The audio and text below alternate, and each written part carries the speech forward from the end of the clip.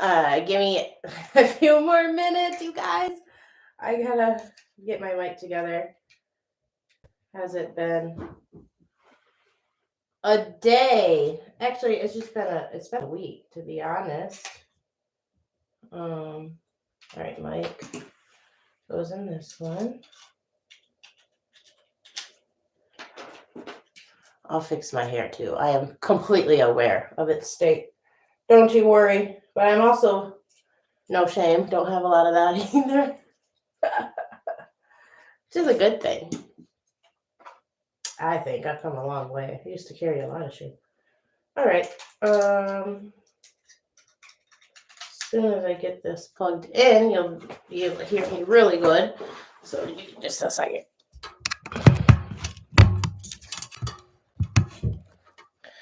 My setup is different too today, and I will explain that. Okay, there you go. Testing. Not like I would know if you couldn't hear me until I watched the video. Anyways, so a lot of things going on. First and foremost, MSO yesterday was awesome. It was so awesome. My favorite part is just seeing people being happy. You know, there's something about when you get your body moving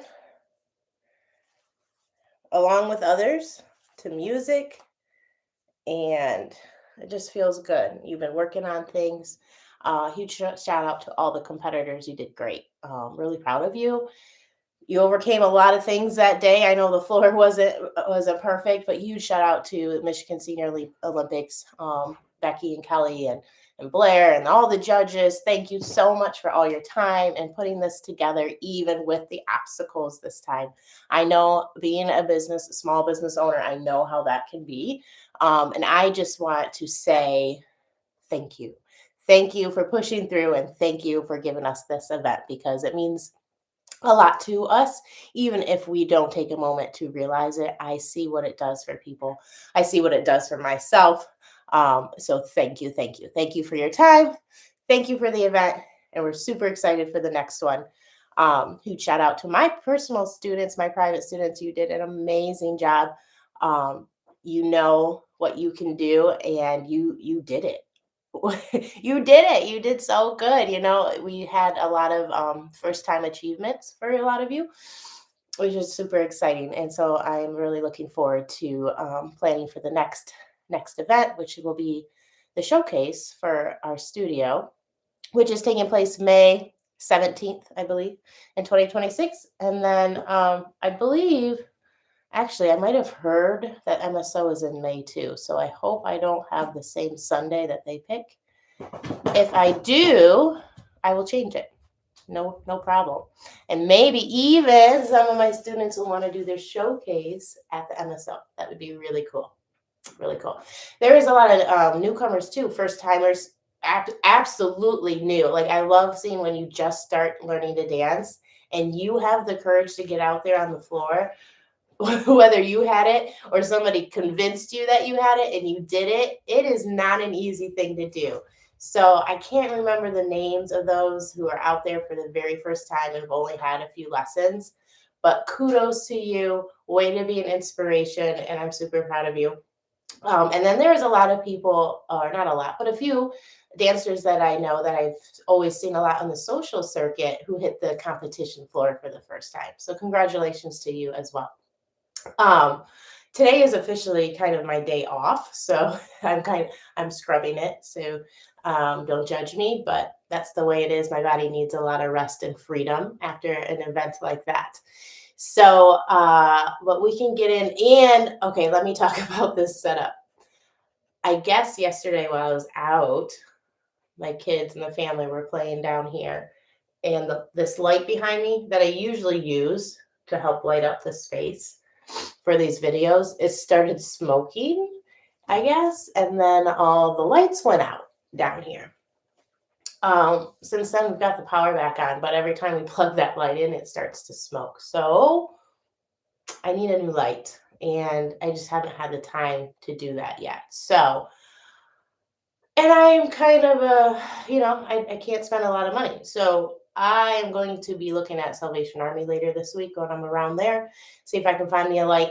Meanwhile, you'll just have to deal, right? And if it's too much for you to deal, then just don't watch the video. I don't know what else to say. This is life. We work through these little obstacles, right? And we just keep going. So this week or this month, we're in American Rumba, right? Our Latin love dance. We have so far covered the rotating box and the underarm turn from the box. So this week we are diving into a very essential but basic pattern. You're going to use pieces of this pattern throughout your whole rumba journey. So this is called the fifth position breaks. Okay. And I have, I believe, 2 other support videos to help your learning in this fifth position breaks. So this week I will show you the fifth position breaks on a beginning level, how I teach it to my brand new students. And then in the support videos, I have 2 other versions, intermediate ending, and then an advanced ending as well. So you can look to those. So if you've been dancing for a while and you already know the fifth position breaks, still watch these videos because you might learn something that you didn't know, whether it's how they're built or maybe timing or technique or something. I try to put a lot of information in these videos. So those of us who can't afford private lessons, you can come here and try to get as much as you can. Okay. So just because you know the fifth position breaks, still take a look at these videos. You might learn something. And then, hey, you might not know, there's lots of different endings out there, but I've got a really nice build from beginner, intermediate, and advanced that you can check out. Okay. Which I think helps a lot as a social lead because you have all the different ability and styles of follows out there, right? So that allows you to adjust your dancing for your partner. Okay, so today we go over just the basic elements. So not too much dancing. I don't even think I have I don't have my dance shoes on. I also had to drop my car off today to get fixed. And so I literally just walked 2.5 miles home. And so I'm still in my walking boots. These boots are made for walking. So anyways, I digress.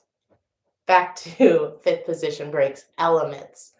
So organize it in your head like this. It is made up of half a box, a side step, your fifth position breaks, and then your ending. Okay, so half a box, a side step, your fifth position breaks, and then your ending. So you can categorize as 4 pieces, right? You can think the prep or the intro is your half of the box and that side step. And then the bulk of the pattern is the fifth position breaks. Okay, and then you'll slap on an ending there. Okay, and of course the endings can always be taken off when you're putting these patterns all together, which I think I might show you how to do either next school year time or during the summer. Depends how ambitious I'm feeling, probably during the school year. During the summer, I think because I'm going to be spending a lot of time with my family, I'll probably do dance history videos. Anyways, sorry, I'm really getting off track. It's my day off. Okay, so half a box, side step, fifth position breaks, ending. Okay, I'll go through those elements real quick for you, just in case you're not sure what those are, and then we'll end the video for today. But again, apologize for the lighting. I know it's kind of weird. So you'll do your half a box, right? So if you're a lead, you're starting with the left foot, right? So it's forward, side, close. That's for the lead, right? And then you take a side step. So you take side, and then you'll do the fifth positions, okay? For the follow, you're starting with your half of the box, back. And of course, I'll go into this depth later this week. Side close, and then an extra side step to your left, and then you'll go into your fifth position breaks. So your box is an element, so make sure you're practicing just, your box, and make sure your feet are turned out. You're closing your feet when they need to be closed in those side steps. You're not leaving the space here, okay? But you're also keeping your thighs working together, right, when you're walking and stepping, okay, so that we're not bow-legged. Okay, now the fifth positions. Let's break down that word fifth position break for a second. So, Um, fifth position is legitimately a position of your feet. So, if any of you are familiar with ballet, I just say that because it's kind of worldwide known. There's positions of the feet: first position, second position, third, fourth, and fifth. We have the same thing in ballroom. Okay, so I will go through those real quickly, just for your knowledge. First position is feet together. Second position is apart. Third position is in step to arch of the foot. Turn sideways. It's kind of hard to see in my all black shoes, but that's okay. We don't need it for this one. Fourth position is extended third position, so moving that foot forward. And then fifth position is ball of foot or toe to the heel of the other foot. So it'll be here on this side or here like this on this side. Okay. So those are the positions of the feet. So when I say fifth position, that's literally what I'm talking about, is putting your feet into that position. Now, when we say break, that is another way or another term to say rock, as in rock step. So remember, we can really break down every single pattern and dance step in ballroom dancing by doing forward steps, side steps, back steps, and rock steps. Okay, so the rocking action, remember, is just changing your weight, right? So rocking your weight from one foot to the other, typically meaning the feet are typically staying in the same spot. Not always, especially as you start to advance. There's some cool techniques and things to do that will change that fact. But right now in the beginning, it's moving your weight from one foot to another. Okay, and when we say fifth position breaks, how we dissect that word, it means we're going to put our feet in the fifth position and do a break or a rock. Okay, so take one foot, put it into the fifth position and rock. Okay, and then the other one, right? So I put my feet into the fifth position and rock. Of course, you're not doing it with this posture. I'm just doing this so I can see you, because again, I'm in a weird setup, but you will do it with really good forward posture, right? Your weight is in the balls of your feet and your feet are turned out, right? And you're trying to keep the balls of the feet on the floor, right? Which is, it's not that they have to stay on the floor, but it starts creating good habits to build your body action and your body rhythm and your Cuban motion, all that good stuff. So if you start dancing like this, it's okay to learn and like memorize your steps really big, right? Dance it and perform it. Okay. We don't want to be moving like that. Okay. Because trust me, I am definitely one of those people who sometimes I have to exaggerate to moderate. So if I'm learning a certain pattern and my foot just keeps going forward, but the pattern requires it to go back, I'll stand there and go back, right? I'll get it really big. Just a pro tip here, get it really big and do it about 20 times. And then your body will remember. But then when you go to actually dance it, take that big action out, right? So again, break is just another way to say rock. Okay, fifth position, meaning we're going to put our feet into that position.